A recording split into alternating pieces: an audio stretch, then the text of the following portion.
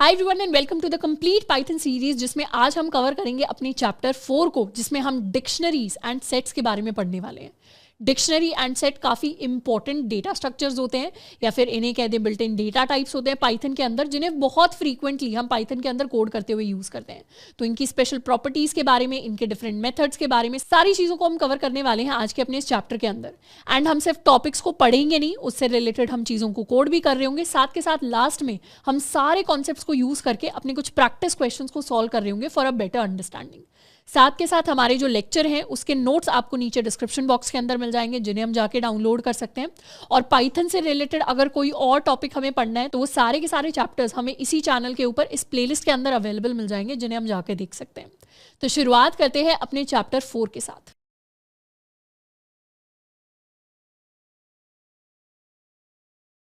Hi everyone, तो अब हम शुरुआत करने वाले हैं अपने चैप्टर 4 के साथ, जिसके अंदर हम पढ़ेंगे डिक्शनरीज एंड सेट्स के बारे में। अब सबसे पहले डिक्शनरी की बात करते हैं पाइथन के अंदर। जिस तरीके से हमारी रियल लाइफ के अंदर डिक्शनरी होती है, डिक्शनरी के अंदर क्या होते हैं? डिक्शनरी के अंदर हमारे वर्ड मीनिंग के पेयर्स होते हैं। यानी हमारे पास कोई एक स्पेसिफिक वर्ड होता है एंड फिर उसके जितने भी मीनिंग्स बन सकते हैं वो सारे एक जगह लिखे होते हैं। फिर नेक्स्ट वर्ड होता है, फिर उसके मीनिंग्स लिखे होते हैं, फिर नेक्स्ट वर्ड होता है, फिर उसका मीनिंग लिखा होता है। तो इस तरीके से हमारी डिक्शनरी पेयर्स की फॉर्म में वर्क करती है, यानी जोड़े की फॉर्म में, जहाँ पर एक होता है वर्ड और एक होता है मीनिंग। अब डिक्शनरी के अंदर हमारे जो वर्ड होते हैं वो की तरह एक्ट करते हैं। की तरह एक्ट करने का मतलब है कि जब भी मुझे किसी वर्ड का मतलब ढूंढना होगा, हम सिंपली उस वर्ड को सर्च करेंगे अपनी डिक्शनरी के अंदर। जनरली हम मीनिंग को सर्च नहीं करते, हम क्या करते हैं, हम वर्ड के थ्रू सर्च की शुरुआत करते हैं। तो इसे हम कह देते हैं कि ये हमारे पेयर की हो जाती है। की मतलब इंपॉर्टेंट चीज़। एंड मीनिंग क्या हो गया? मीनिंग बेसिकली इस की एक वैल्यू हो गई। तो इसी तरीके के अगर की वैल्यू पेयर टाइप इंफॉर्मेशन को हमें पाइथन के अंदर स्टोर कराना होता है, तो उसे हम स्टोर कराते हैं in the form of dictionary data values. अब इससे पहले हमने लिस्ट के बारे में पढ़ा हुआ है, टपल्स के बारे में पढ़ा हुआ है, जो बिल्ट इन होते हैं पाइथन के अंदर। वैसे ही डिक्शनरीज एंड सेट्स भी बिल्ट इन होते हैं पाइथन के अंदर। तो dictionaries are use to store data values in key value pairs, यानी एक की होगी फिर उसकी वैल्यू होगी, एक की होगी फिर उसकी वैल्यू होगी। तो डिक्शनरी को क्रिएट करने के लिए पहले एक नॉर्मल वेरिएबल की तरह हम अपनी डिक्शनरी का नाम लिखते हैं, फिर हम लिखते हैं इक्वल टू, और करली ब्रेसेस के अंदर हम अपनी की वैल्यू पेयर्स को लिखते हैं। जैसे यहाँ पर ये एक सिंगल की वैल्यू पेयर हो गया, जिसमें की है नेम, जो हमारी एक स्ट्रिंग है, बीच में हमने कोलन के साथ इन्हें डिवाइड कर दिया, और ये है वैल्यू, जो भी एक स्ट्रिंग है। उसके बाद ये हमारा दूसरा एक की वैल्यू पेयर है, जिसमें ये हमारी की है एक स्ट्रिंग एंड ये हमारी वैल्यू है एक फ्लोटिंग वैल्यू। तो इस तरीके से मल्टीपल की वैल्यू पेयर्स को हम क्रिएट कर सकते हैं। एक अपनी खुद की डिक्शनरी बनाकर देखते हैं। For example, we are storing some information. कुछ इन्फॉर्मेशन को हम स्टोर कर रहे हैं, और इसे डिक्शनरी की फॉर्म में स्टोर करने के लिए हमें बस करली ब्रेसेस लगाने हैं, और फिर हमें हमारे की वैल्यू पेयर्स को लिखना स्टार्ट करना है। जैसे ये क्या हो गया? ये हमारी एक स्ट्रिंग हो गई की, एंड ये हो गई इसकी वैल्यू। हम चाहें तो ऐसे ही एक नेम बना सकते हैं। नेम हमारा क्या हो गया? की हो गई। एंड वैल्यू क्या हो गई? वैल्यू के अंदर हम कोई भी नेम जो है वो ऐड कर सकते हैं। ये एक और की हमारे पास हो गई, एंड ये एक और वैल्यू हमारे पास हो गई। तो इस तरीके से ये हमारी एक डिक्शनरी है। हम चाहें तो अपनी डिक्शनरी को प्रिंट भी करवा सकते हैं। इसे हमने नाम इन्फॉर्मेशन दिया है, लेट्स रन इट। तो हमारे पास हमारी डिक्शनरी प्रिंट होकर आ गई, एंड इसमें की वैल्यू पेयर सेपरेटेड है विद अ कॉमा। ये एक सिंगल की वैल्यू पेयर है, ये एक सिंगल की वैल्यू पेयर है। हम चाहें तो ये जो वैल्यूज़ है, इसमें स्ट्रिंग नहीं, हम इसके अंदर दूसरे डेटा टाइप्स भी स्टोर कर सकते हैं। जैसे अगर मैं एक की लूँ एज, तो इसके अंदर हम वैल्यू स्टोर कर सकते हैं। लेट्स सपोज 35 क्या हो गया? एक इंटीजर हो गया। अगर हम इज़ एडल्ट नाम की कोई की बनाते हैं, तो उसके अंदर हम स्टोर कर सकते हैं ट्रू क्या हो गया? एक बूलियन वैल्यू हो गई। या फिर अगर हम मार्क्स नाम की एक की बनाते हैं, तो उसके अंदर हम वैल्यू स्टोर कर सकते हैं 94.4। तो ये क्या हो गई? एक फ्लोटिंग वैल्यू हो गई। इस तरीके की सारी वैल्यूज़ एक्सेप्टेबल होती हैं एक डिक्शनरी के अंदर। हम चाहें तो लिस्ट एंड टपल्स को भी स्टोर कर सकते हैं। यानी यहाँ पर let's remove these values, and यहाँ दोबारा से नेम ऐड कर देते हैं। नेम में तो हमारी एक स्ट्रिंग वैल्यू आ ही जाएगी। उसके अलावा वी कैन क्रिएट अनदर की, जिसे हम कह देंगे सब्जेक्ट्स, और सब्जेक्ट्स के अंदर हम अपनी एक लिस्ट स्टोर करा सकते हैं ऑफ सब्जेक्ट्स। इसमें हम पाइथन लिख देंगे, इसमें हम सी लिख देंगे, इसमें हम जावा लिख देंगे, एंड सो ऑन। तो ये क्या हो गई? ये एक लिस्ट हो गई। इसके अलावा टपल भी बनाया जा सकता है। जैसे आज के जो टॉपिक्स हैं, अगर उन्हें हमें स्टोर कराना हो, तो हम एक टपल की फॉर्म में उन्हें स्टोर करा सकते हैं, डिक्शनरी एंड सेट। इसे कर लेते हैं सेव एंड रन। तो ये डिफरेंट जो हमारे डेटा टाइप्स हैं वो हमारे पास स्क्रीन पर प्रिंट होकर आ जाएंगे। अब जो डिक्शनरी के अंदर वैल्यूज होती हैं उसके अंदर ऑलमोस्ट सारे डेटा टाइप्स एक्सेप्टेबल होते हैं, पर जो कीज होती है उसके अंदर हम लिस्ट को एंड डिक्शनरी को यूज नहीं कर सकते। कीज जो है उसे हम स्ट्रिंग बना सकते हैं, हम चाहें तो अपनी जो की है उसे कोई नंबर बना सकते हैं, जैसे हमारी की सिंपली 12 भी हो सकती है, ये भी कंप्लीटली एक्सेप्टेबल होगा। हम चाहें तो अपनी की को कोई फ्लोटिंग वैल्यू भी बना सकते हैं, सेव किया रीरन किया तो ये फ्लोटिंग वैल्यू भी हो सकती है, ये बूलियन वैल्यू भी हो सकती है, या फिर हम इसे चाहें तो एक टपल भी बना सकते हैं। यानी बेसिकली ऐसी कोई वैल्यू होनी चाहिए जो एक बार असाइन कर दी तो फिर बाद में चेंज ना हो। जैसे लिस्ट तो क्या हो सकती है, लिस्ट के अंदर एलिमेंट्स ऐड भी हो सकते हैं, रिमूव भी हो सकते हैं, चेंज हो जाती है। वैसे ही डिक्शनरी भी म्यूटेबल होती है, डिक्शनरी के अंदर भी एलिमेंट्स ऐड कर सकते हैं, रिमूव कर सकते हैं, डिक्शनरी चेंज हो जाती है। पर क्योंकि टपल चेंज नहीं होता इसलिए सिर्फ टपल को हम की बना सकते हैं, बाकी हम जनरली अपने प्रिमिटिव टाइप्स को ही रखते हैं। इनफैक्ट जो कई बार हम अपनी डिक्शनरीज देखेंगे उसके अंदर जनरली हम स्ट्रिंग्स को ही इनकाउंटर कर रहे होंगे, तो इतना ज़्यादा कॉम्प्लेक्सिटी के अंदर हम नहीं जाएंगे डिक्शनरी में कि हम टपल को अपनी की बना रहे हैं या हम फ्लोटिंग वैल्यूज़ को अपनी की बना रहे हैं या हम इंटीजर्स को अपनी की बना रहे हैं। हम अपनी नॉर्मल जो की वैल्यूज़ है उनको स्ट्रिंग्स ही रख रहे होंगे, क्योंकि मेजॉरिटी सिनेरियोज में एज अ बिगिनर उसी तरीके से डिक्शनरीज हमारे लिए सेंस बनाती है। अब हम चाहें तो साथ में अपनी डिक्शनरी का टाइप भी प्रिंट करवा सकते हैं। जैसे if I try to print type of info, ये आएगा हमारे पास डिक्ट टाइप, यानी एक डिक्शनरी टाइप। अब डिक्शनरी की कुछ कुछ प्रॉपर्टीज होती हैं। सबसे पहले डिक्शनरीज आर अनऑर्डर्ड। अनऑर्डर्ड मतलब ऐसा कोई फिक्स्ड रूल नहीं है कि कौन सी चीज़ पहले आएगी कौन सी चीज़ लास्ट में आएगी।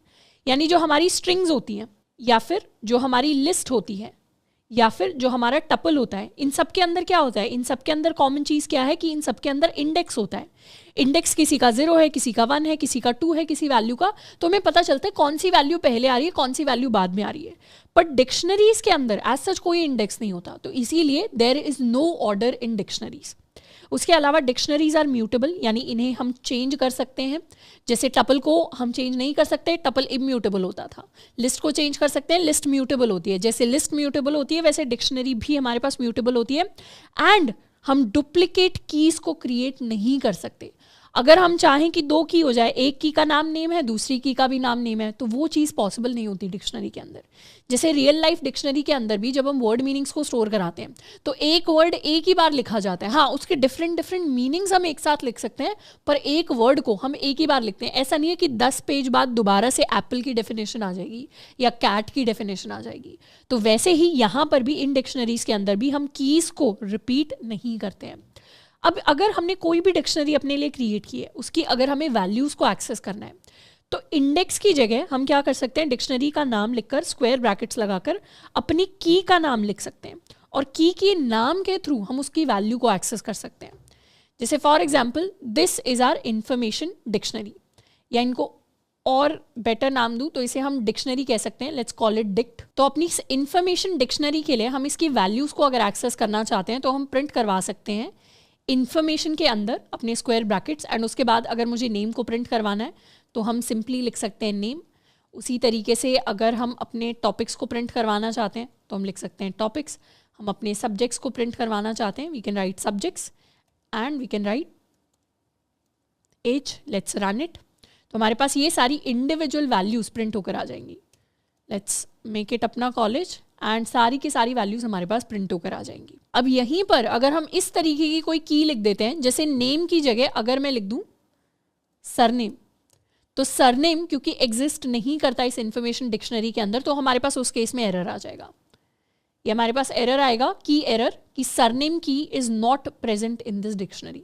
जैसे हम ऐसा कोई इंडेक्स एक्सेस करने की कोशिश करते हैं स्ट्रिंग के अंदर, लिस्ट के अंदर, टपल के अंदर, जो एग्जिस्ट ही नहीं करता, जो उसके साइज से भी बड़ा है या फिर साइज से भी छोटा है, तो उस केस में जैसे हमारे पास एरर आता है, वैसे ही यहाँ पर अगर हम ऐसी की पास करेंगे जो एग्जिस्ट ही नहीं करती, तो उस केस में भी हमारे पास एरर आएगा। अगर हम चाहते हैं कि हम अपने नेम को चेंज करके कुछ और वैल्यू असाइन करें तो वो चीज़ करना भी पॉसिबल है। हम सिंपली लिख सकते हैं इन्फॉर्मेशन के अंदर नेम, एंड इसे नई वैल्यू असाइन करने के लिए हम लिख सकते हैं इक्वल टू, यानी अपना assignment operator, and let's suppose I assign this value. इसे सेव कर लेते हैं एंड एक बार फिर प्रिंट करवाते हैं अपनी इन्फॉर्मेशन को। Let's refresh. तो यहाँ पे क्या हो गया, हमारी नेम की वैल्यू हमारे पास चेंज होकर आ गई। एंड इसी तरीके से हम चाहें तो एक नई वैल्यू भी ऐड कर सकते हैं। जैसे इफ़ आई वांट नेम में हम ये चीज़ ऐड कर देंगे, एंड यहाँ पर हम चाहें तो एक सरनेम वाली वैल्यू ले सकते हैं।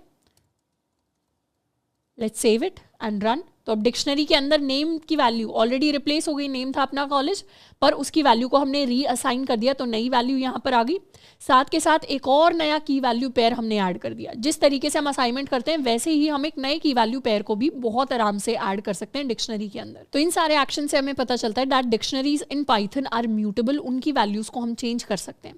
अब इसमें चाहें कि हम एक और नेम क्रिएट कर देंगे इस तरीके से लिखकर एक नई वैल्यू के साथ, तो वो चीज़ पॉसिबल नहीं है, क्योंकि उस केस में हमेशा क्या हो जाएगी, पुरानी जो वैल्यू है वो ओवरराइट हो जाएगी। तो instead of creating a new key value pair with the same key, Python क्या करता है, पुरानी ही की वैल्यू को ओवरराइट कर देता है। और ज़रूरी नहीं है हम इसे स्ट्रिंग ही असाइन करें, हम इसे कोई नंबर भी असाइन कर सकते हैं, कुछ और वैल्यू भी असाइन कर सकते हैं। तो यहाँ पे नेम क्या हो जाएगा, नेम 23 हो जाएगा। सिंपली इसी तरीके से हम चाहें तो हम एक एम्प्टी डिक्शनरी को भी क्रिएट कर सकते हैं।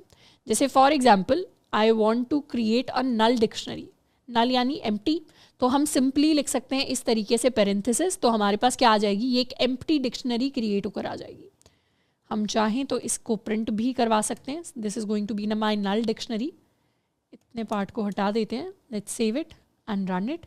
तो एक नल डिक्शनरी आ गई। एंड हम चाहें तो इसके अंदर वैल्यूज भी ऐड कर सकते हैं। जैसे नल डिक्शनरी के अंदर I want the name to be equal to अपना college, let's save and run it.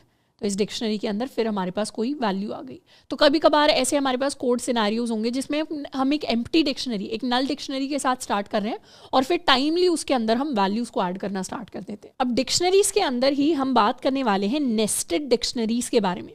जब हमने कंडीशनल स्टेटमेंट्स को पढ़ा था तो इफ एल्स के अंदर हमें पता है कि हम इफ के अंदर कोई भी अगर कंडीशन लिखते हैं तो उसके अंदर हम एक और इफ एल्स का ब्लॉक बना सकते हैं कुछ इस तरीके से। इसे हम क्या कहते थे, इसे हम कहते थे नेस्टिंग। तो ये नेस्टेड कंडीशनल स्टेटमेंट्स होती थी। अब जैसे हमने पहले भी बात की थी कि नेस्टिंग सिर्फ कंडीशनल स्टेटमेंट्स में नहीं होती, दूसरे डेटा स्ट्रक्चर्स के अंदर भी हो सकती है। तो यहाँ पर डिक्शनरी के अंदर नेस्टेडनेस लेकर आने के लिए हम क्या कर सकते हैं, हम किसी भी की वैल्यू को खुद अपने आप में एक डिक्शनरी बना सकते हैं। जैसे इसका एक एग्जाम्पल देखते हैं। For example we have a dictionary called student. Student के अंदर स्टूडेंट की वैल्यू को हम स्टोर करा रहे हैं। यहाँ पे हम चाहें तो अपने स्टूडेंट का नेम स्टोर करा सकते हैं। नेम के अंदर let's suppose the name is Rahul Kumar. And हम चाहें तो उनके सब्जेक्ट स्टोर करा सकते हैं। तो सब्जेक्ट्स को जब हम स्टोर कराएंगे तो क्योंकि एक स्टूडेंट के पास मल्टीपल सब्जेक्ट्स हो सकते हैं, तो या तो एक लिस्ट की फॉर्म में स्टोर करा सकते हैं कि भाई स्टूडेंट का सब्जेक्ट फिजिक्स है, दूसरा सब्जेक्ट इनका केमिस्ट्री है, एंड इस तरीके से। बट अगर सब्जेक्ट के साथ मुझे स्टूडेंट्स के मार्क्स भी स्टोर कराने हैं, वो कैसे स्टोर कराएं, तो उसके लिए हम चूज़ कर सकते हैं कि यहाँ पे मुझे की वैल्यू पेयर्स को स्टोर कराना है कि इस सब्जेक्ट में इतने मार्क्स आए हैं, इस सब्जेक्ट में इतने मार्क्स आए हैं। तो उसके लिए हम एक और डिक्शनरी यहाँ पे क्रिएट कर सकते हैं with some curly braces.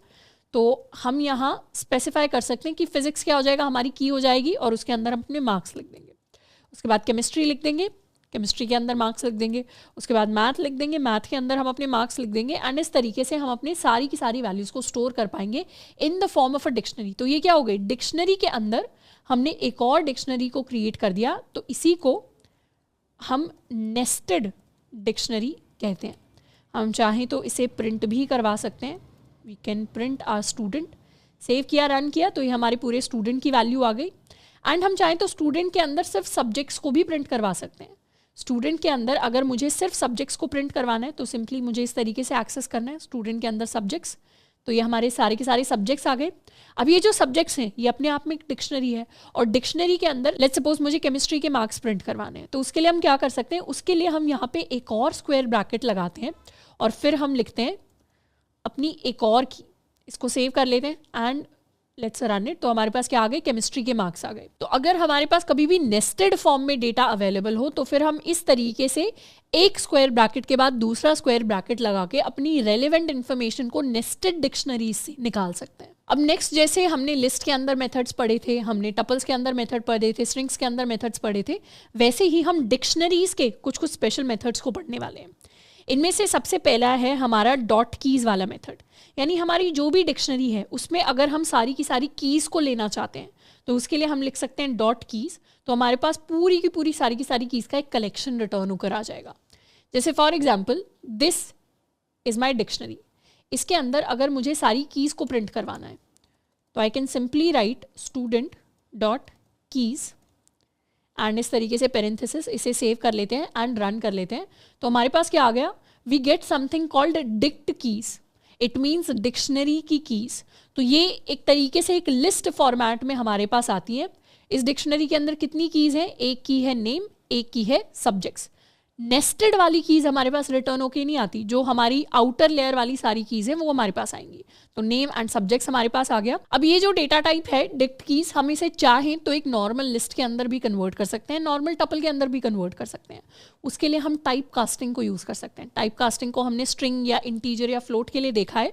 List में टाइप कास्ट करने के लिए हम लिखते हैं लिस्ट और पेरेंथेसिस के अंदर अपनी वैल्यू को पास कर देते हैं। जैसे अगर मुझे फ्लोट में टाइप कास्ट करना है तो मैं सिंपली लिख दूंगी फ्लोट और वैल्यू को अंदर पास कर दूंगी। तो यहाँ पे वैल्यू है स्टूडेंट डॉट कीज और टाइप कास्ट किस में करना चाह रहे हैं? लिस्ट में करना चाह रहे हैं। तो इसे सेव कर लेते हैं, रन करते हैं। तो अब हमारे पास क्या आ गया? अब हमारे पास ये लिस्ट आ गई जिसके अंदर हमारे पास नेम एंड सब्जेक्ट्स हैं। हम चाहें तो अगर मुझे किसी भी डिक्शनरी की टोटल नंबर ऑफ कीज निकालनी हो तो हम क्या कर सकते हैं? या तो हम प्रिंट करवा सकते हैं लेंथ ऑफ स्टूडेंट, जिससे क्या होगी? डिक्शनरी की लेंथ आ जाएगी which is going to be 2, यानी total number of key value pairs. तो सिंपली डायरेक्टली हम लेंथ के थ्रू भी कर सकते हैं, या हम चाहें तो इस लिस्ट की भी लेंथ निकाल सकते हैं इस तरीके से। एक और लेयर हमने ऐड कर दी लेंथ की, तो इसका भी आंसर हमारे पास 2 आएगा। तो बेसिकली ये हम करने की कोशिश क्या कर रहे हैं? पहले हमने स्टूडेंट डिक्शनरी की सारी कीज निकाल ली, फिर उसे लिस्ट के अंदर टाइप कास्ट कर दिया। अब वो जो फाइनल लिस्ट हमारे पास आ गई उसकी हम लेंथ निकालने की कोशिश कर रहे हैं। तो ये चीज़ करना भी पॉसिबल होता है पाइथन के अंदर, यानी एक फंक्शन के अंदर दूसरा फंक्शन, दूसरे फंक्शन के अंदर तीसरा फंक्शन। बट ये जो कॉन्सेप्ट है ये अभी समझने में थोड़ा डिफिकल्ट होगा। तो अगर हमने पहले किसी और कोडिंग लैंग्वेज को नहीं किया तो इसको देख के घबराने की जरूरत नहीं है। हमारा फंक्शंस वाला चैप्टर आएगा जिसमें इस चीज़ को हम कंप्लीट डिटेल में समझ जाएंगे। ये बस मैं आपको थोड़ा सा ओवरव्यू शुरुआत में ही दे रही हूँ ताकि हमें एक अच्छा फ्लेवर मिले डिफरेंट फंक्शंस को एक साथ यूज करने का। नेक्स्ट मेथड जिसको हम यूज कर सकते हैं ये होता है हमारा वैल्यूज मेथड। वैल्यू से हमारे पास एक कलेक्शन रिटर्न होता है of all the values in the dictionary. जैसे यहाँ पर सिंपली हम लिख सकते हैं डॉट वैल्यूज। एक बार if I write dot values से सेव कर लेते हैं, रन करते हैं। तो ये हमारी फर्स्ट वैल्यू हो गई जो नेम की वैल्यू थी राहुल कुमार, एंड ये हमारे सारे के सारे सब्जेक्ट्स वाली डिक्शनरी आ गई। यहाँ पर क्या है टाइप? यहाँ पर डिक्ट वैल्यूज करके है, पर हम चाहें तो इसे भी अपनी लिस्ट के अंदर कन्वर्ट कर सकते हैं। Let's try to convert it in a list. तो ये हमारी एक लिस्ट बन गई। लिस्ट के अंदर पहली वैल्यू एक स्ट्रिंग है और दूसरी वैल्यू लिस्ट के अंदर ही एक डिक्शनरी है। तो एक टाइप का जो डेटा टाइप है वो दूसरे किसी डेटा टाइप के अंदर जाके स्टोर हो सकता है। हम लिस्ट के अंदर डिक्शनरी स्टोर करा सकते हैं, डिक्शनरी के अंदर लिस्ट स्टोर करा सकते हैं। तो इस तरीके से भी कई बार हमारा डेटा स्टोर्ड होता है। नेक्स्ट मेथड जिसकी हम बात करेंगे ये हमारा dot items method. Dot items क्या करता है? किसी भी डिक्शनरी के सारे की वैल्यू पेयर्स को रिटर्न करता है एज टपल्स। जैसे यहाँ पर if I right student dot items, dot items का मतलब है बेसिकली सारे पेयर्स रिटर्न होकर आ जाएंगे। इसे रन किया तो ये हमारा फर्स्ट पेयर हो गया। कैसे आ रहा है पेयर? पेरेंथेसिस के अंदर आ रहा है, पेरेंथेसिस यानी टपल की फॉर्म में। तो ये हमारा टपल हो गया, पहली वैल्यू टपल के अंदर की है, दूसरी वैल्यू है। ये हमारा सेकेंड टपल हो गया, सेकेंड टपल के अंदर पहले इसकी की आ रही है एंड फिर इसकी वैल्यू आ रही है which is a complete dictionary in itself. तो इस तरीके से टपल्स हमारे पास रिटर्न होते हैं। हम चाहें तो इसे टाइप कास्ट कर सकते हैं। We can type cast it to some list, कुछ इस तरीके से। Let's save and run it. तो ये हमारे पास प्रॉपर एक लिस्ट आ गई। लिस्ट के अंदर ये हमारा फर्स्ट टपल हो गया, ये हमारा सेकेंड टपल हो गया। हम चाहें तो इन टपल्स को इंडिविजुअली एक्सेस भी कर सकते हैं। जैसे ये तो हमारी लिस्ट आ गई सारे आइटम्स की, इसे हम नाम दे सकते हैं pairs is equal to this value. और फिर पेयर्स के अंदर अगर मुझे फर्स्ट पेयर को एक्सेस करना है तो मैं सिंपली लिख सकती हूँ पेयर्स ऑफ 0। इसे रन करते हैं। पेयर्स ऑफ 0 क्या आ जाएगा? एक टपल आ जाएगा जिसके अंदर नेम एंड वैल्यू स्टोर्ड है।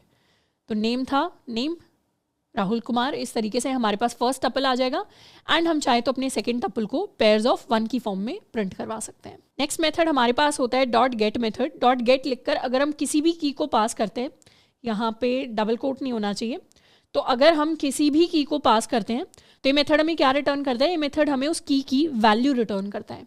अब 2 तरीके हो गए वैल्यू को रिटर्न करने के, यानी एक तो है कि अगर हमारे पास कोई डिक्शनरी है डी, उसके अंदर हमने इस तरीके से उसकी की वैल्यू लिख दी तो हमारे पास क्या रिटर्न होगा? हमारे पास वैल्यू रिटर्न हो जाएगी। या फिर हम सिंपली लिख सकते हैं डी डॉट गेट एंड अपनी की, इससे भी क्या होगा? इससे भी वैल्यू रिटर्न हो जाएगी। तो एक तो नॉर्मल तरीका है और एक ये मेथड वाला तरीका है। 2 तरीकों की क्यों ज़रूरत पड़ी हमें वैल्यू लेने के लिए, उसको समझने के लिए पहले दोनों को एक बार लिख लेते हैं। Let's suppose I want to print student के अंदर उसका name, and I can also print student dot get name. दोनों क्या देंगे, दोनों मुझे सेम वैल्यूज देंगे। सेव किया, रन किया, एंड दोनों ने सेम चीज को प्रिंट करवा दिया। पर अगर गलती से मैंने यहाँ पे लिख दिया name2 और मैंने यहाँ भी लिख दिया name2, तो उस केस में क्या होगा, तो इस केस में ये जो लाइन है ये मुझे एक एरर रिटर्न करके देती है, जो कि हमने ऑलरेडी पहले देख लिया है। और ये वाली जो लाइन है ये हमें कोई एरर रिटर्न करके नहीं देगी। ये सिंपली मुझे क्या रिटर्न करेगी, ये सिंपली मेरे लिए नन वैल्यू को प्रिंट करवा देगी। जैसे एक बार सिर्फ इस लाइन को देखते हैं, ये लाइन क्या करेगी, कोई एरर नहीं देगी, नन प्रिंट करवा देगी। क्योंकि ये वाली की एग्जिस्ट नहीं करती तो क्या रिटर्न होके आएगा मेथड से, कुछ भी नहीं, नन यानी खाली। पर अगर हमने इस लाइन को यूज किया तो ये क्या करेगा, ये हमें एरर दे देगा। तो यहाँ पे हमारे पास क्या हो गया, यहाँ पे हमारे पास एरर आ गया। तो ये डिफरेंस होता है जब हम नॉर्मली इस तरीके से स्क्वायर ब्रैकेट नोटेशन से एक्सेस करने की कोशिश करते हैं वैल्यू को, तो हमारे पास एरर आ जाता है, और मेथड वाले तरीके से हमारे पास एरर नहीं आता। तो एज अ बिगिनर हमें ये चीज़ देख के बहुत छोटी सी लग रही होगी, तो क्या हो गया, तो एरर आ गया, तो कोई बात नहीं, तो फिर हम ध्यान रखेंगे या इस तरीके की चीज़ें नहीं करेंगे जिसमें अगर की गलत है। पर एज अ प्रोग्रामर हमें बहुत सारे डेटा के साथ डील करना पड़ता है, हमें बहुत लंबे लंबे प्रोग्राम्स लिखने पड़ते हैं, और उस केस में बहुत डिफिकल्ट होता है ट्रैक करना, ये चेक करना कि एग्जैक्टली कौन कौन सी कीज किस डिक्शनरी के अंदर एग्जिस्ट करती हैं। इनफैक्ट कई बार फॉर एग्जांपल अगर हम कोई वेबसाइट बिल्ड कर रहे हैं, उसके बैकएंड हम पाइथन से कर रहे हैं, तो फिर क्या होगा उस केस में, अगर कहीं किसी एक्सटर्नल सोर्स से हमारे पास डेटा रिटर्न होकर आ रहे हैं in the form of a dictionary, तो हमें नहीं पता उसके अंदर एग्जैक्टली क्या कीज होंगे, किस तरीके से होंगे, तो हम गलती कर सकते हैं, वो चीज़ कंप्लीटली पॉसिबल है। पर एरर आने का मतलब क्या होता है वो मैं आपको अभी एक्सप्लेन करती हूँ। कोड में अगर हम इस तरीके की कुछ लाइन लिख देते हैं जो अगर गलत हो जाए और उसके अंदर कुछ एरर आ जाए, तो उस केस में क्या होगा, उस केस में हमारे कोड के अंदर जो बाद में सारी की सारी स्टेटमेंट्स लिखी होंगी, जैसे मैं यहाँ प्रिंट करवा दूँ हाय, यहाँ मैं प्रिंट करवा दूँ वेलकम टू, यहाँ मैं प्रिंट करवा दूँ अपना कॉलेज, एंड यहाँ हम लिख दे वी आर लर्निंग कोडिंग। इस तरीके की 5-6 लाइनें मैंने सैम्पल लाइंस लिखी हुई हैं। अब ये जो लाइंस हैं इनके अंदर ऑब्वियसली कोई एरर नहीं है, ये नॉर्मल मैंने सिर्फ प्रिंट करवाई हैं चीज़ें। एंड इस तरीके से बहुत सारा लंबा कोड हो सकता है, जैसे कोई नंबर हो सकता है ए जिसके अंदर 1 हो सकता है, बी जिसके अंदर 2 हो सकता है, सम जिसमें हम ए एंड बी का एक तरीके से सम करवा रहे हैं, इस तरीके से बहुत लंबा सा कोड हो सकता है। अब ये जो कोड है इसके अंदर कोई एरर नहीं है, पर बीच में किसी लाइन में अगर एरर आ जाता है तो उसकी वजह से प्रोग्राम में क्या होता है, जैसे ही हम किसी इस प्रोग्राम को रन करेंगे और जैसे ही हमारे पास एरर आ जाएगा, एरर के बाद वाला वो कोड जिसमें कोई एरर नहीं आना चाहिए, जो बिल्कुल सही कोड है, वो भी एग्जीक्यूट नहीं होता। And this is a problematic thing while programming. जब भी हम रियल लाइफ में काम करते हैं, प्रैक्टिकल काम करते हैं, कंपनीज के अंदर जाके काम करते हैं, तो एरर्स तो आते ही रहते हैं, प्रॉब्लम्स एरर्स तो आते ही रहते हैं, बग्स भी आते ही रहते हैं, पर उसका मतलब ये नहीं है कि हमारा कोड रुक जाए। इसका मतलब तो ये होगा कि वेबसाइट के ऊपर अगर कोई भी एरर आ गया तो पूरी की पूरी वेबसाइट ने काम करना बंद कर दिया, तो वो एक अच्छा स्टेबल सिस्टम नहीं होगा। तो इसीलिए हम हमेशा प्रेफर करते हैं रियल टाइम प्रैक्टिकल सिनेरियोज के अंदर कि इस तरीके का कोड हम डायरेक्टली ना लिखें जिसमें अगर कोई भी एरर आ गया तो नीचे का सही कोड रन ही नहीं कर रहा। उसके लिए डेफिनेटली हमारे पास ट्राई कैच ब्लॉक्स होते हैं, डिफरेंट डिफरेंट तरीके होते हैं प्रोग्रामिंग के अंदर ऐसी सिचुएशन को मैनेज करने के। पर एक बहुत छोटे लेवल पे, बेसिक लेवल पे इस सिचुएशन को मैनेज करने का तरीका होगा कि इस फॉर्मेट की जगह अगर हम पाइथन के अंदर प्रैक्टिकली कोड लिखते हैं, तो अभी वाला नहीं, अभी तो हम सिर्फ सीख रहे हैं, तो उसके अंदर हम क्या करेंगे, उसके अंदर हम मेथड्स को यूज करने की कोशिश करेंगे जो एरर थ्रो नहीं कर रहे, या एरर अगर थ्रो भी होता है तो उसको हम अच्छे से मैनेज कर पा रहे हो। इसको एक्सप्लेन करने का एक और बेसिक तरीका होगा कि मैं सिंपली यहां पे लिख दूं प्रिंट बिफोर एंड यहां पे मैं लिख दूं आफ्टर। तो ये जो आफ्टर वाला कोड है ये कभी एग्जीक्यूट ही नहीं होगा। सेव करेंगे, रन करेंगे, बिफोर तो प्रिंट हो गया पर आउटपुट विंडो के अंदर कभी आफ्टर प्रिंट नहीं हुआ, यानी एरर के बाद कुछ भी काम नहीं हुआ। तो इस तरीके की सिचुएशन से बचने के लिए हमारे पास मेथड्स आते हैं, तो इसीलिए हमें मेथड्स की जरूरत पड़ती है। नेक्स्ट आ जाते हैं अपने नेक्स्ट मेथड की तरफ, which is my update method. अब अपडेट मेथड के अंदर हम कोई भी एडिशनल नई डिक्शनरी पास कर सकते हैं या कोई भी की वैल्यू पेयर पास कर सकते हैं in the form of these करली ब्रेसेस, जिसके अंदर जो भी की वैल्यू पेयर्स होंगे वो हमारी पुरानी डिक्शनरी के अंदर जाके ऐड हो जाएंगे। अब इसका एक एग्जाम्पल देखते हैं। जैसे फॉर एग्जाम्पल ये हमारी स्टूडेंट वाली डिक्शनरी है, इस स्टूडेंट के अंदर हम इसकी सिटी भी ऐड करना चाहते हैं, तो हम सिंपली लिख सकते हैं स्टूडेंट डॉट अपडेट।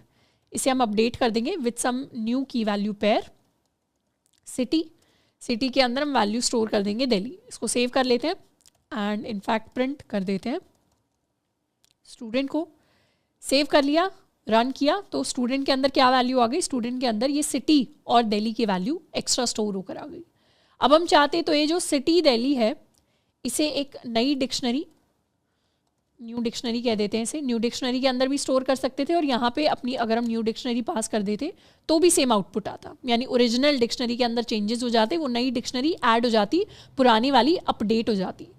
हम चाहते तो इसके अंदर मल्टीपल की वैल्यू पेयर्स भी रख सकते थे, जैसे सिटी एंड दिल्ली हो गया, या फिर एज, और यहाँ पे हम लिख दें लेट्स राइट 16, इसको सेव कर लिया, रन किया, तो ये मल्टीपल वैल्यूज़ हमारी डिक्शनरी के अंदर जाके अपडेट हो गई। अब यहाँ पर जैसे अगर हम ये न्यू डिक्शनरी जब पास कर रहे हैं, अगर हम इसमें कोई पुरानी की ऐड कर देते हैं, जैसे फॉर एग्जांपल मैंने यहाँ नेम ऐड कर दिया और नेम में राहुल कुमार की जगह मैंने नेहा कुमार कर दिया, तो उस केस में क्या होगा, उस केस में पुरानी ही जो वैल्यू है जैसे नेम की वैल्यू वो अपडेट हो जाएगी। यानी ऐसा नहीं है कि न्यू डिक्शनरी के अंदर अगर हम सेम की को पास करेंगे तो एक नई की क्रिएट हो जाएगी, क्योंकि हमने पहली बात कर दी डिक्शनरीज के अंदर डुप्लीकेट कीज अलाउड नहीं होती, तो इसीलिए हमेशा ये वाली वैल्यू क्या होगी, ओवरराइट हो रही होगी, ना कि एक नई डुप्लीकेट की क्रिएट हो रही होगी। तो ये हमने मोस्ट कॉमनली यूज जो हमारी डिक्शनरी के मेथड्स हैं उनको सर्च कर लिया है। जनरली जब हम डिक्शनरीज को यूज़ करेंगे, बहुत ही रेयर केसेस आएंगे जब इनसे बाहर हमें मेथड्स को यूज़ करने की कोशिश करनी पड़े, बट अगर इनको भी हमने अच्छे से कर लिया तो आई डोंट थिंक कोई नए मेथड्स को यूज़ करने में हमें ज़्यादा प्रॉब्लम आएगी, क्योंकि simply we can write a dictionary name and dot something, तो ये सारे के सारे डिफरेंट मेथड्स होते हैं जो विजुअल स्टूडियो कोड भी हमें दिखा रहा है, तो बहुत इजी मेथड्स होते हैं, पर जो मोस्ट कॉमनली यूज्ड है उनको हमने ऑलरेडी कवर कर लिया है, जिनको हम डे टू डे लाइफ के अंदर पाइथन के अंदर कोडिंग करते हुए देख रहे होंगे। अब नेक्स्ट डेटा स्ट्रक्चर या नेक्स्ट डेटा टाइप जिसके बारे में हम बात करने वाले हैं, they are called sets in Python. अब अगर मैथ बैकग्राउंड से हमारे हैं, हमने 9th-10th के अंदर मैथ पढ़ा था या 11th-12th के अंदर मैथ पढ़ा था, तो मैथ्स के अंदर सेट्स होते हैं। पाइथन के जो सेट्स हैं उन्हीं सेट्स की प्रॉपर्टीज पर थोड़े से बेस्ड होते हैं। मैथ के अंदर सेट का मतलब होता है एक ऐसा कलेक्शन जिसके अंदर सारी की सारी यूनिक वैल्यू स्टोर्ड है, यानी अगर हम नंबर्स को स्टोर करा रहे हैं तो नंबर्स यूनिक हैं। जैसे फॉर एग्जांपल मैंने 1 2 3 4 स्टोर कराया, तो ऐसा नहीं है 2 को हम 2 बार स्टोर करा सकते हैं, 2 एक ही बार हमारे सेट के अंदर जाके स्टोर होगा, तो इसे हम मैथ के अंदर सेट कहते हैं। वैसे ही पाइथन के अंदर set is the collection of unordered items, यानी जैसे डिक्शनरी के अंदर कोई ऑर्डर नहीं होता, ऑर्डर नहीं होने का मतलब है बेसिकली कोई इंडेक्स नहीं होता, वैसे ही सेट के अंदर भी कोई ऑर्डर नहीं होता, कोई इंडेक्स नहीं होता, कोई भी वैल्यू पहले आ सकती है, कोई भी वैल्यू बाद में आ सकती है। And each collection in the set must be unique and immutable.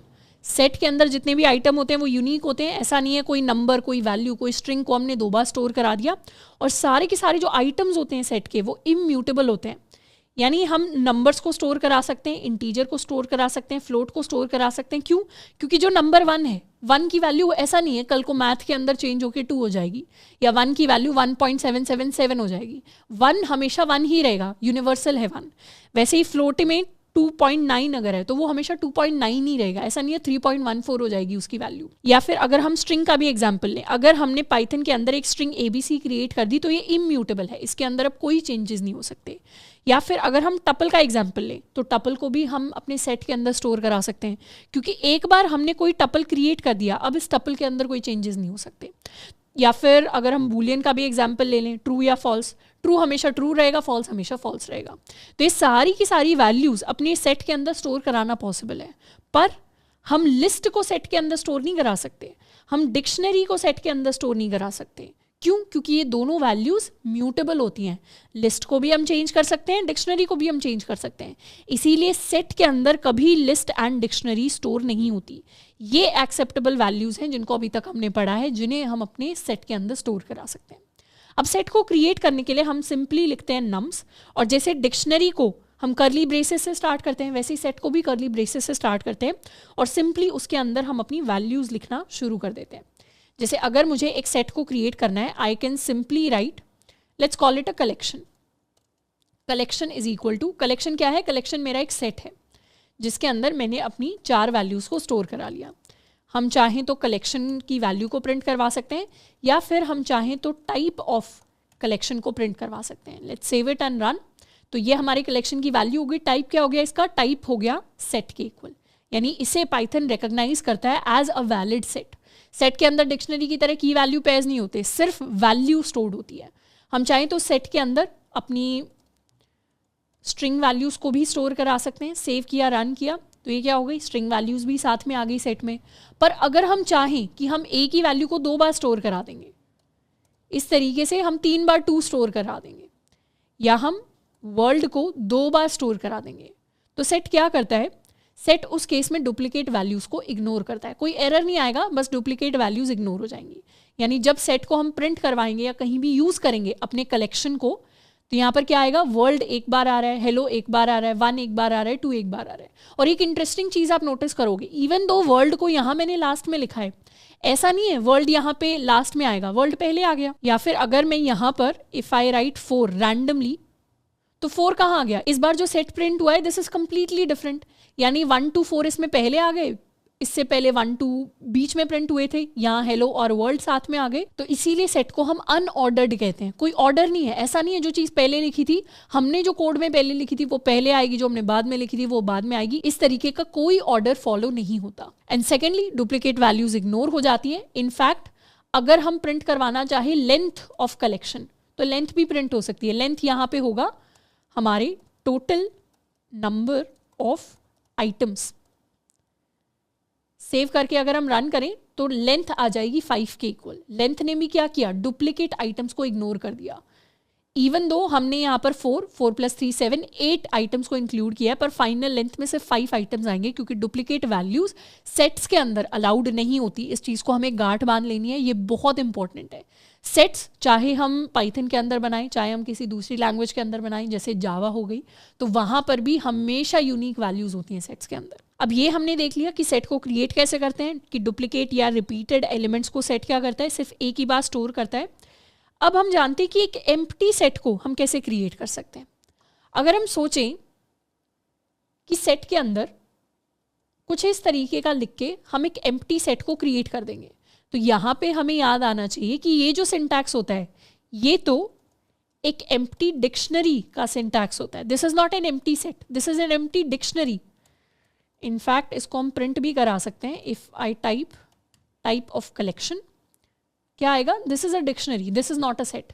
तो एम्प्टी सेट को हमेशा क्रिएट करने के लिए हमें लिखना पड़ता है सेट एंड उसके बाद पेरेंथेसिस। तो इस तरीके का ये सिंटैक्स होता है। सिंटैक्स यानी कोड को लिखने का सही तरीका। तो मुझे अगर एम्प्टी सेट को क्रिएट करना है तो हम इस सिंटैक्स को लिखेंगे। जैसे हम ये चीज़ लिखेंगे, ये जो हमारा कलेक्शन है ये एक एम्प्टी सेट के अंदर कन्वर्ट हो जाएगा। Let's run it. तो इस बार क्लास में क्या है, इस बार टाइप में हमारे पास सेट प्रिंट होकर आया। अब नेक्स्ट हम बात करने वाले हैं सेट्स के कुछ मेथड्स के बारे में। सबसे पहला मेथड होता है हमारे पास ऐड मेथड। ऐड के अंदर जो भी एलिमेंट हम लिखते हैं वो हमारे सेट के अंदर जाके ऐड हो जाता है। और जैसे ऐड होता है वैसे रिमूव मेथड होता है। सेट डॉट रिमूव करके हम जो भी एलिमेंट लिखते हैं वो हमारे सेट से रिमूव हो जाता है। अच्छा, एक चीज़ यहाँ पे नोटिस करनी है, एक इंपॉर्टेंट चीज़, एक इंपॉर्टेंट डिफरेंस। सेट्स क्या होते हैं, सेट्स म्यूटेबल होते हैं। म्यूटेबल यानी सेट के अंदर नया एलिमेंट ऐड और रिमूव किया जा सकता है, पर सेट के जो एलिमेंट्स होते हैं वो एलिमेंट्स इम्यूटेबल होते हैं। There is a difference. क्योंकि कई बार हम क्या करते हैं, कई बार हम डेफिनेशन के अंदर पढ़ते हैं each element in the set must be immutable. तो कई बार हमसे कोई इंटरव्यू में पूछेगा सेट म्यूटेबल होता है या इम्यूटेबल, तो गलती से हम इम्यूटेबल बोल देते हैं। सेट तो म्यूटेबल ही होता है। म्यूटेबल है कोई चीज़, मतलब चेंज हो सकती है, तो तभी तो उसके अंदर हम एलिमेंट को ऐड कर पा रहे हैं, रिमूव कर पा रहे हैं, पर उसके जो एलिमेंट्स हैं उनकी वैल्यू को हम चेंज ना कर पाएँ।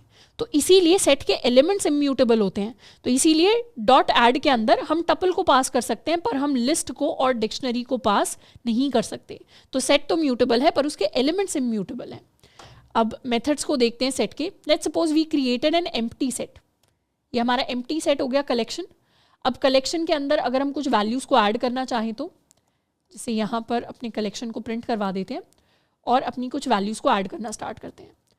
Let's suppose I add some value, collection.add1, collection.add value 2 हो गई। Let's suppose अगर मैंने दोबारा लिखा collection.add value 2, तो उस केस में क्या प्रिंट होगा, उस केस में हमारे पास सिर्फ 1 और 2 ही आएंगे, क्योंकि ये जो डुप्लीकेट वैल्यू है इसे हमारा सेट इग्नोर कर देगा। इसी तरीके से हम चाहें तो वैल्यूज़ को रिमूव भी कर सकते हैं। जैसे यहाँ पर हम रिमूव कर देते हैं collection.remove। अगर हम 1 को रिमूव कर दें तो हमारे सेट में सिर्फ सिंगल वैल्यू बचेगी विच इज़ इक्वल टू 2। अगर हम कोई ऐसी वैल्यू रिमूव करना चाहें जो सेट के अंदर एग्जिस्ट ही नहीं करती, जैसे सेट के अंदर 7 एग्जिस्ट नहीं करता, तो उस केस में क्या होगा? तो उस केस में हमारे पास एरर आ जाएगा। It is basically the same की एरर। की एरर यानी जैसे डिक्शनरी के अंदर की एरर आता था कि वो की एग्जिस्ट नहीं करती, यहाँ पर एक तरीके से वो वैल्यू ही वो की है, यानी की वैल्यू पेयर के अंदर की भी वही है, वैल्यू भी वही है, यानी हमारा सिंगल एलिमेंट, तो वो एलिमेंट एग्जिस्ट ही नहीं करता, तो फिर हमारे पास यहाँ पर एरर आ जाएगा। अब अपने कलेक्शन के अंदर हम डिफरेंट टाइप्स ऑफ वैल्यूज़ को स्टोर कर सकते हैं। हम चाहें तो यहाँ पर किसी स्ट्रिंग को भी पास कर सकते हैं, हम चाहें तो यहाँ पर एक टपल को भी पास कर सकते हैं, जैसे ये हमारे पास एक टपल हो गई, पर हम एक लिस्ट को पास नहीं कर सकते। जैसे इतना लिखकर अगर हम रन करें तो कोई प्रॉब्लम नहीं आई, ये हमारे पास हमारा सेट क्रिएट हो गया। बट इसी तरीके से अगर हम यहाँ पे एक लिस्ट बना के पास करने की कोशिश करते हैं, तो लिस्ट तो क्या होती है? लिस्ट तो टाइम के साथ चेंज हो सकती है, उसमें नए एलिमेंट्स ऐड हो सकते हैं, रिमूव हो सकते हैं। जैसे ही हम ये लाइन लिखेंगे, इसके अंदर क्या होगा? एरर आएगा। Let's save it and run. Error क्या आया? अनहैशेबल टाइप लिस्ट, कि हम लिस्ट को ऐड करने की कोशिश कर रहे हैं जो कि क्या है? एक अनहैशेबल टाइप है। अब ये अनहैशेबल टाइप का क्या मतलब होता है? बहुत मैं छोटा सा ओवरव्यू दूंगी आपको। बेसिकली जो भी वैल्यूज इम्यूटेबल होती हैं, इम्यूटेबल यानी जो चेंज नहीं हो सकती, उन्हें हम सेट के अंदर ऐड कर सकते हैं, कोई प्रॉब्लम नहीं आएगी। क्यों? क्योंकि इन वैल्यूज की एक हैश वैल्यू बन सकती है। हैशिंग बेसिकली एक स्पेसिफिक तरीका होता है, एक स्पेसिफिक एल्गोरिदम होती है जिसमें हम ओरिजिनल वैल्यू को चेंज करके किसी और चीज़ में कन्वर्ट कर देते हैं। जैसे अगर मेरे पास कोई वैल्यू है 1 और दूसरी वैल्यू भी है 1, तो दोनों की जो फाइनल हैशिंग वैल्यू आएगी वो सेम होगी। तो इसीलिए पाइथन क्या करता है? इन्हें सेम चीज़ की तरह डिटेक्ट करता है। पर अगर हम किसी लिस्ट का एग्जाम्पल ले लें, ये मेरी लिस्ट है 1 2, ये दूसरी लिस्ट है 1 2, अब इसके अंदर हो सकता है कल को कोई चेंज आ जाए, 1 2 3 हो जाए, तो इसकी हैश वैल्यू डिफरेंट हो जाएगी। तो ये क्या हो गई? एक म्यूटेबल चीज़ हो गई। अब म्यूटेशन के केस में जैसे ही ओरिजिनल वैल्यू में चेंज आएगा, उसकी हैश वैल्यू चेंज हो जाएगी। तो इससे क्या होगा? इससे हमारा सेट का जो इम्प्लीमेंटेशन है वो बिगड़ जाएगा। तो इसीलिए सेट के अंदर जो वैल्यूज आती है वो सारी ऐसी हैशेबल वैल्यूज होती हैं। हैशेबल वैल्यूज यानी इम्यूटेबल वैल्यूज, जो अपने लाइफ टाइम के अंदर जो एक बार उनको जो वैल्यू असाइन हो गई, जैसे टपल है, टपल को एक बार जो वैल्यू असाइन हो गई, उस वेरिएबल के लाइफ टाइम में उसकी वैल्यू को चेंज कर पाना पॉसिबल नहीं है। तो फिर क्या होगा? उसकी फिर हैश वैल्यू भी चेंज नहीं होगी। तो उसी तरीके से पाइथन के अंदर हमारे सेट्स इंप्लीमेंटेड होते हैं। तो जब भी हम ये चीज़ पढ़ें अनहैशेबल, अनहैशेबल का मतलब है जो वैल्यूज चेंज हो जाएं, म्यूटेट हो जाएं, जिनकी हैशिंग वैल्यू डिफरेंट आ जाए बाद में जाके, तो इसके अंदर जनरली हम अपनी डिक्शनरीज की बात कर रहे होते हैं, या फिर हम अपनी लिस्ट की बात कर रहे होते हैं, या फिर इनफैक्ट सेट्स की भी बात करते हैं, क्योंकि सेट भी क्या होता है? सेट भी इम्यूटेबल होता है। नेक्स्ट हमारे पास एक और मेथड होता है, क्लियर मेथड, जो सेट को एम्प्टी करने के काम आता है। जैसे फॉर एग्जाम्पल यहाँ पर if I try to print the length of my set, save कर लेते हैं, रन करते हैं, length will turn out to be 4, क्योंकि इसके अंदर 4 एलिमेंट्स हैं, 1 2, फिर एक स्ट्रिंग आ गई तीसरा एलिमेंट, एंड फिर एक टपल आ गया 4th एलिमेंट। अब इसके अंदर if I want to clear this set, तो हम सिंपली लिख सकते हैं कलेक्शन डॉट क्लियर, उससे हमारा सेट पूरा खाली हो जाएगा, एंड लेंथ में नेक्स्ट टाइम प्रिंट होके आएगा 0। रन करते हैं तो हमारे पास वैल्यू आ जाएगी 0 के इक्वल। इसके अलावा हमारे पास एक पॉप मेथड भी होता है सेट के अंदर, विच रिमूव्स अ रैंडम वैल्यू। कोई भी रैंडम वैल्यू को ये रिमूव करके दे देता है। जैसे अपने लिए हम एक कलेक्शन क्रिएट करने वाले हैं, कलेक्शन के अंदर कुछ रैंडम स्ट्रिंग्स को हम स्टोर करा लेते हैं। Let's write hello, let's write अपना college, let's write world, let's write, let's suppose coding, we have Python. तो इस तरीके से कुछ रैंडम वैल्यूज़ हैं। हम क्या करने वाले हैं? We are going to collection dot pop, इस तरीके से। तो जब इसे रन करेंगे हमारे पास वैल्यू आई है अपना कॉलेज। तो इट्स नॉट लाइक अपना कॉलेज फर्स्ट इंडेक्स पे स्टोर था या इस तरीके से कोई ऑर्डर है, तो रैंडम ऑर्डर में हमारे जो एलिमेंट्स हैं वो हमारे लिए पॉप हो सकते हैं। इसी तरीके से एक और वैल्यू को अगर हम पॉप कराना चाहें, तो इस बार 2 वैल्यूज़ पॉप हुई हैं, पाइथन एंड हेलो। ऐसा नहीं है दोबारा से पहली अपना कॉलेज हमारे लिए पॉप होके आ रहा है। तो इस बार पाइथन रैंडमली उसने पिक किया है, फिर हेलो को रैंडमली पिक किया है, तो ये भी रैंडमली वैल्यूज़ हमारे पास पॉप होकर आ रही हैं। अब इसका प्रैक्टिकल सिनेरियो ये हो सकता है कि हमारे पास बहुत सारी सेट ऑफ यूनिक वैल्यूज़ हैं, जिसमें से हम किसी रैंडम वैल्यू को जनरेट करवाना चाह रहे हो। नेक्स्ट हमारे पास 2 और काफ़ी इंपॉर्टेंट मेथड्स होते हैं सेट से रिलेटेड। इनमें से पहला होता है यूनियन मेथड एंड दूसरा होता है इंटरसेक्शन मेथड। अब मैथ के अंदर जिस तरीके से सेट्स वर्क करते हैं, मैथ्स के अंदर भी सेट्स के अंदर यूनियन एंड इंटरसेक्शन होता है।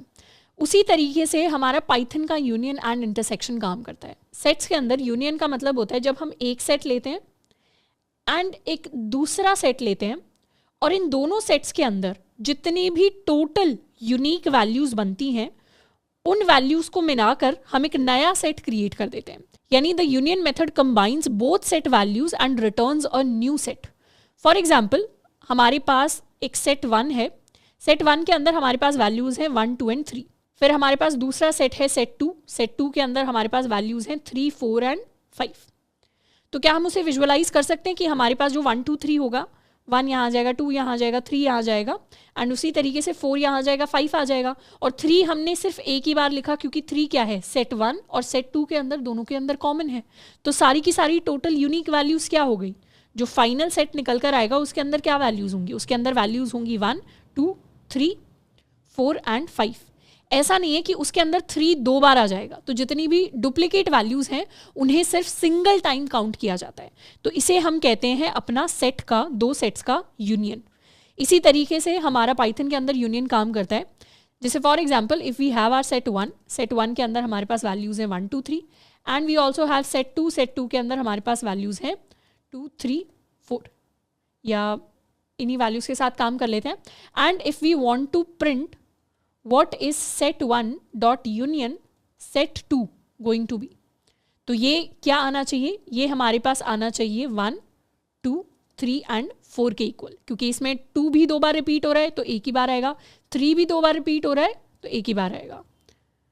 तो हमारा आंसर होने वाला है 1, 2, 3 एंड 4 के इक्वल। अब यहाँ पर ये जो सेट 1 डॉट यूनियन सेट 2 है, ये हमें एक नया सेट रिटर्न करता है। ये पुराने सेट्स के अंदर कोई चेंजेस नहीं करता।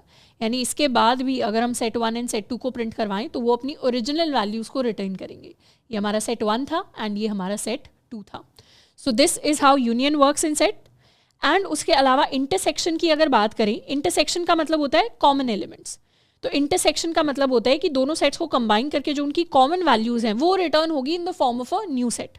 फॉर एग्जाम्पल, ये सेट 1 है 1, 2, 3, ये सेट 2 है 3, 4, 5, इनमें कॉमन वैल्यूज क्या है, सिर्फ 3।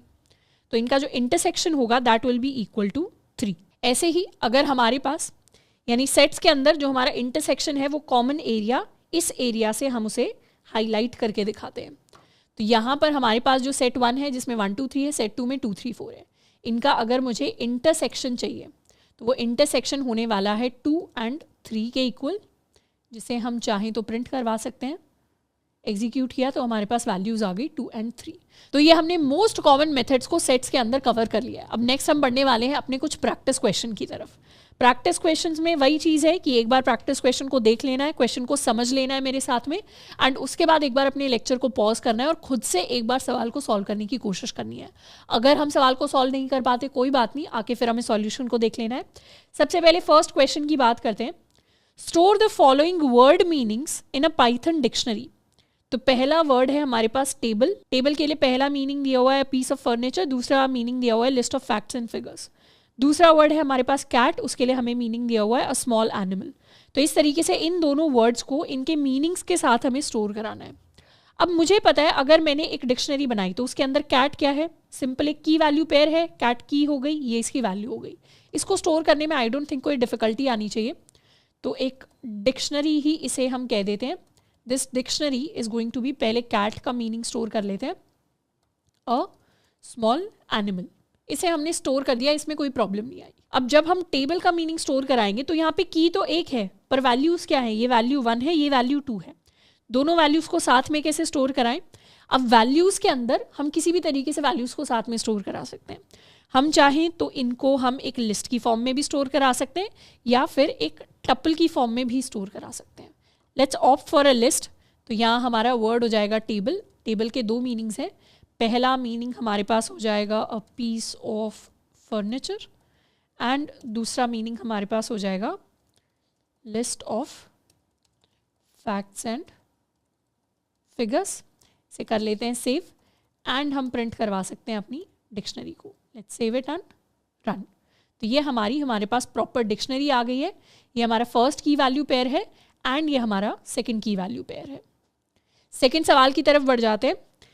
सेकंड सवाल हमें कह रहा है we are given a list of subjects for students. हमें अज्यूम करना है कि एक क्लासरूम चाहिए हर एक सब्जेक्ट की क्लास लेने के लिए। जैसे फॉर एग्जांपल एक सब्जेक्ट है पाइथन, तो पाइथन को स्टडी करने के लिए हमें एक क्लासरूम चाहिए। C++ को स्टडी करने के लिए हमें दूसरा क्लासरूम चाहिए। ये C1 क्लासरूम 1 हो गया, क्लासरूम 2 हो गया, एंड इस तरीके से हमें बताना है how many classrooms are needed by all the students. अब सब्जेक्ट वाइज क्लासरूम होगा, एक क्लासरूम के अंदर कितने भी स्टूडेंट्स आ सकते हैं, ये हमें अज्यूम करना है। तो हमारे पास डिफरेंट स्टूडेंट्स हैं, वैसे तो लिमिटेड ही स्टूडेंट्स हैं, इन सबके सब्जेक्ट दिए हुए हैं। हमें बताना है इन सारे सब्जेक्ट्स के लिए टोटल नंबर ऑफ क्लासरूम्स कितने चाहिए होंगे। तो पहले पेपर पेन पे सॉल्व कर लेते हैं। पहला सब्जेक्ट हमारे पास क्या है, पाइथन। पाइथन के लिए हमें एक क्लासरूम चाहिए होगा। तो पाइथन के जो ये वाला स्टूडेंट है, ये वाला स्टूडेंट है, ये वाला स्टूडेंट है, ये सारे के सारे एक सिंगल क्लासरूम में आ जाएंगे। उसके बाद जावा के लिए भी हमें एक क्लासरूम चाहिए होगा। तो जावा के जितने भी स्टूडेंट्स हैं वो सारे एक ही क्लास में आ जाएंगे। फिर C++ है, C++ के लिए भी एक ही क्लासरूम चाहिए होगा, C++ के सारे स्टूडेंट्स वहाँ पर आ जाएंगे। फिर जावास्क्रिप्ट है, जावास्क्रिप्ट के लिए भी एक क्लासरूम चाहिए होगा। और फिर C है, C के लिए भी हमें एक ही क्लासरूम चाहिए होगा। टोटल कितने क्लासरूम्स चाहिए, 1 2 3 4 एंड 5 के इक्वल। तो हमें जानना है कि पाइथन के अंदर हम इस 5 वैल्यू तक कैसे पहुंच सकते हैं। अभी तो हमने पेपर पेन के ऊपर काउंट कर लिया, पर लॉजिकली अगर हमें ये सारा का सारा डेटा दिया हो तो हम टोटल नंबर ऑफ क्लासरूम को कैसे फाइंड आउट कर सकते हैं।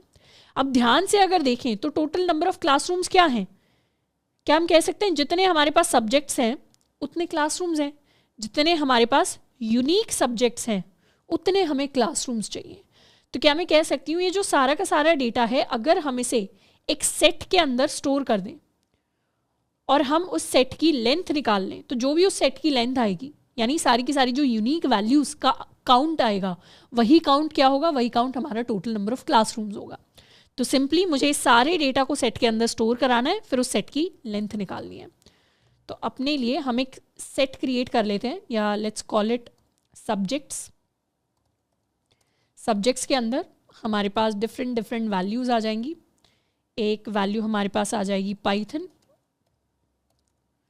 उसके बाद वी हैव जावा, उसके बाद we have C++, we have Python again, JavaScript, Java, Python, Java, C++ and finally C। अच्छा, यहाँ पर एक चीज़ याद रखनी है कि इस C++ को और इस C++ को पाइथन क्या करेगा, डिफरेंट स्ट्रिंग्स की तरह ट्रीट करेगा। जैसे अब अगर हम प्रिंट करवाएं हमारे सब्जेक्ट्स को, let's save it and run, तो यहाँ पे क्या हुआ, C++ 2 बार रिटर्न होकर आया। तो इसीलिए सेट्स के अंदर हमें केस का ज़रूर ध्यान रखना है। कोई चीज़ लोअर केस में, स्मॉल में लिखी हुई है और हम उसी चीज़ को रिपीट कराना चाहते हैं, तो हमें उसे दोबारा से लोअर केस में लिखना पड़ेगा। It's delete it and run again. तो ये हमारे क्या आ गए, सारे के सारे इंडिविजुअल यूनिक सब्जेक्ट्स आ गए। और टोटल हमें कितने क्लासरूम्स चाहिए होंगे, जो भी इस सब्जेक्ट्स की लेंथ है। सेव किया, रन किया, टोटल हमें 5 क्लासरूम्स चाहिए होंगे अपने इन सारे के सारे स्टूडेंट्स की क्लासेस लेने के लिए। तो इस तरीके के प्रैक्टिकल सिनारियोज में, ऑल्दो ये उतना प्रैक्टिकल नहीं है, पर इसी तरीके के सिनारियोज में सेट की जो प्रॉपर्टीज हैं वो हमारे काम आती हैं। नेक्स्ट सवाल को सॉल्व करते हैं। नेक्स्ट सवाल कह रहे हैं write a program to enter marks of 3 subjects from the user and store them in a dictionary. Start with an empty dictionary, यानी डिक्शनरी शुरुआत में कंप्लीटली खाली होगी, और फिर 1 बाय 1 इसके अंदर हम सब्जेक्ट्स को ऐड करेंगे। तो बेसिकली सब्जेक्ट के नेम को हमें की बनाना है। जैसे अगर हमारे पास केमिस्ट्री है तो केमिस्ट्री को की बना लिया, फिर उसके मार्क्स लिख दिए, यानी उसकी वैल्यू लिख दी। फिर क्या किया, फिजिक्स को की बना लिया, फिर उसके हमने मार्क्स लिख दिए, एंड इस तरीके से हम अपनी डिक्शनरी को कंप्लीट करेंगे। सबसे पहले तो एक एम्प्टी डिक्शनरी ले लेते हैं, लेट्स कॉल इट मार्क्स। इसे हमने इनिशियलाइज कर दिया। अब हम क्या करने वाले हैं, यूज़र से इनपुट लेने वाले हैं। सबसे पहले हम लेट्स सपोज अपने फिजिक्स के मार्क्स इनपुट लेंगे, या सिंपली यहाँ पे फिजिक्स एंटर फिजिक्स, ठीक है। और ये जो मार्क्स होंगे इन्हें हम कन्वर्ट कर देंगे to some integer value. Let's call this value x के अंदर हमारे मार्क्स आ जाएंगे। और हम यहाँ पर अपनी डिक्शनरी के अंदर ऐड करने के लिए कौन सा मेथड यूज़ करते हैं, इवन दो VS कोड हमें क्या करता है, मेथड सजेस्ट भी करता है, पर हम अपडेट मेथड को यूज़ करते हैं अपनी डिक्शनरी को अपडेट करने के लिए। हम एक नया की वैल्यू पेयर पास कर देंगे, की में हमारे पास फिजिक्स हो जाएगा, एंड वैल्यू में क्या हो जाएगी, ये वैल्यू x जिसे यूज़र ने इनपुट किया है। तो ये हमारे फिजिक्स के मार्क्स एंटर हो जाएंगे, ये हमारे मैथ के, ये हमारे केमिस्ट्री के। यहाँ पे मैथ लिख देते हैं, and this could be chemistry, it could be English, it could be any subject, और लास्ट में हम प्रिंट करवा देंगे अपने मार्क्स वाली डिक्शनरी को. Let's save it and run. पहले हमें फिजिक्स के मार्क्स एंटर करने हैं, फिर हमें मैथ के मार्क्स एंटर करने हैं, फिर हमें केमिस्ट्री के मार्क्स एंटर करने हैं. तो ये हमारी पूरी की पूरी फाइनल डिक्शनरी हमारे पास क्रिएट होकर आ गई. नेक्स्ट सवाल की तरफ बढ़ते हैं. अब नेक्स्ट जो सवाल है वो कह रहा है figure out a way to store 9 and 9.0 as separate values in the set. You can take help of built in data types. पहले तो इस सवाल को समझते हैं. ये सवाल कह रहा है कि सेट के अंदर मुझे कुछ इस तरीके से चाहिए कि सेट के अंदर 9 और 9.0 मैं दोनों वैल्यूज़ को स्टोर कर पाऊँ. तो अभी करंटली बिना एक्सटर्नल डेटा टाइप्स के हम एक बार इन वैल्यूज़ को स्टोर करके देखते हैं एक सेट के अंदर. For example we create some set called values को हम क्रिएट कर रहे हैं, और इसके अंदर मैंने स्टोर किया 9 एंड 9.0, दो वैल्यूज़ को मैंने स्टोर कर लिया. अब हम इस सेट को प्रिंट करवाने वाले हैं, तो अपनी वैल्यूज़ को प्रिंट करवा लेते हैं. Let's run it. क्या आया हमारे पास? हमारे पास सेट के अंदर सिर्फ वैल्यू 9 आई, क्योंकि पाइथन इस तरीके से बना हुआ है कि 9 और 9.0 को वो सेम वैल्यूज़ की तरह ट्रीट करता है. यहाँ पर अगर 9.25 होता और हम रन करते तो ये डिफरेंट वैल्यूज़ होती, पर क्योंकि 9 और 9.0 सेम ही होता है. ऐसे ही एक और एग्जाम्पल लेते हैं, जैसे 8 और 8.0 का अगर हम एग्जाम्पल ले लें तो उसमें क्या होगा, 8 को एक सिंगल वैल्यू की तरह सेट के अंदर स्टोर किया जाएगा, क्योंकि 8 और 8.0 का जो हैश होता है, जो फाइनल वैल्यू निकल कर आते हैं, जिसके बेसिस पर हम सेट के अंदर वैल्यूज़ को स्टोर करते हैं, वो सेम निकल के आती है. तो इस तरीके से पाइथन वर्क करती है, इस चीज़ को हम चेंज नहीं कर सकते. अब यहीं पे इंटरेस्टिंगली अगर हम 9 को एज 9.0 स्ट्रिंग की तरह सेव कर लें तो दोनों को सेपरेटली सेव कर पाना पॉसिबल है. यानी इस तरीके से हम दोनों को सेपरेटली सेव कर सकते हैं. तो एक पॉसिबल सॉल्यूशन हमारे पास ये हो गया कि जब भी हमारे पास ऐसी सिचुएशन आती है जिसमें हम किसी नंबर को एंड उसी नंबर को but in floating format save करना चाहते हैं इन अ सेट, तो हम एक को स्ट्रिंग बना के सेव कर सकते हैं, तो दोनों वैल्यूज़ अच्छे से सेव हो जाएंगी. या फिर इसी का ही अगर रिवर्स होता, जैसे 9 की हमारे पास स्ट्रिंग आ जाती पर 9.0 वैल्यू आ जाती, तो उस केस में 9.0 फ्लोटिंग वैल्यू सेट के अंदर आ जाती और स्ट्रिंग के अंदर हम इंटीजर को सेव करवा पाते. एक पॉसिबल सॉल्यूशन हमारे पास ये आ जाता है. दूसरा पॉसिबल सॉल्यूशन जिसको हम डिस्कस करेंगे वो है कि हम बिल्ट इन डेटा टाइप्स को यूज़ कर लें. जैसे डायरेक्टली 9 तो क्या है, 9 एक इंटीजर है, 9.0 क्या है, 9.0 एक फ्लोटिंग वैल्यू है. हम दोनों को इंटीजर एंड फ्लोटिंग वैल्यूज़ की तरह सेव ना कर पाएँ, हम क्या कराएं, दोनों का साथ में ये जो डेटा टाइप होता है इसे भी सेव करवा दें. कैसे? या तो हम पेयर सेव करवा सकते हैं. पेयर मतलब हम टपल के अंदर पहले तो फ्लोट लिख देंगे एंड उसके बाद 9.0 सेव करवा देंगे, एंड एक दूसरा टपल सेव करवा देंगे जिसमें पहले इंटीजर है एंड उसके बाद 9 वैल्यू. तो ये हमारी वैल्यू 1 सेव हो जाएगी, ये हमारी वैल्यू 2 सेव हो जाएगी. दोनों को हम अपने सेट के अंदर सेव करवा सकते हैं. अब की पेयर सुन के हमारे दिमाग में डिक्शनरी आ रहा होगा, पर डिक्शनरी तो क्या होती है, डिक्शनरी तो म्यूटेबल होती है. डिक्शनरीज को सेट के अंदर ऐड नहीं कर सकते, इसीलिए टपल के अंदर हम अपने पेयर्स को स्टोर करा सकते हैं. तो ये दूसरा पॉसिबल सॉल्यूशन है जिसमें हम क्या करेंगे, अपनी वैल्यूज़ नाम का एक सेट बनाएंगे जिसके अंदर पहले फ्लोट के अंदर क्या है वैल्यू 9.0 एंड फिर सेव करवा देंगे इंट के अंदर क्या है वैल्यू 9. तो इस तरीके से हम अपने लिए एक सेट को क्रिएट कर सकते हैं जिसमें ये क्या बन गया, ये पहली वैल्यू बन गई, ये दूसरी वैल्यू बन गई, एंड इस तरीके से हमारे लिए 9 एंड 9.0 को सेपरेटली सेव करवाना पॉसिबल है. तो एक पॉसिबल सॉल्यूशन है जब हम स्ट्रिंग्स की फॉर्म में सेव करवाएं एक पॉसिबल सॉल्यूशन है जब हम इस तरीके से पेयर बना दें in the form of tuples. तो आई होप कि इस चैप्टर के अंदर डिक्शनरीज एंड सेट्स के बारे में हमें काफ़ी सारी चीज़ें सीखने को मिली होंगी जिनको फ्यूचर चैप्टर्स के अंदर हम और अच्छे से इंप्लीमेंट करेंगे. यानी बहुत सारे ऐसे मेथड्स हैं डिक्शनरी के सेट के जिनको हम अच्छे से उतना एक्सप्लोर नहीं कर पाए. क्यों? क्योंकि अभी हमने लूप्स वाले कॉन्सेप्ट को नहीं पढ़ा. पर नेक्स्ट कमिंग चैप्टर्स के अंदर हम लूप्स को भी पढ़ेंगे, हम फंक्शंस को भी पढ़ेंगे, हम जानेंगे फाइनली की जो टाइप में वो बार बार क्लास प्रिंट होके आता है, what is the meaning of that class, या मेथड्स किस तरीके से काम करते हैं, फंक्शंस किस तरीके से काम करते हैं. बहुत सारी डिफरेंट चीज़ें अभी हम और पढ़ने वाले अपनी पाइथन सीरीज़ के अंदर. बट आई होप कि आज के चैप्टर से जितना हमने टॉपिक्स को कवर किया वो हमारे दिमाग में उसकी क्लैरिटी होगी. नोट्स आपको अगेन नीचे डिस्क्रिप्शन बॉक्स के अंदर मिल जाएंगे डाउनलोड करने के लिए. आज के लिए इतना ही, मिलते हैं नेक्स्ट लेक्चर के अंदर. Till then keep learning and keep practising.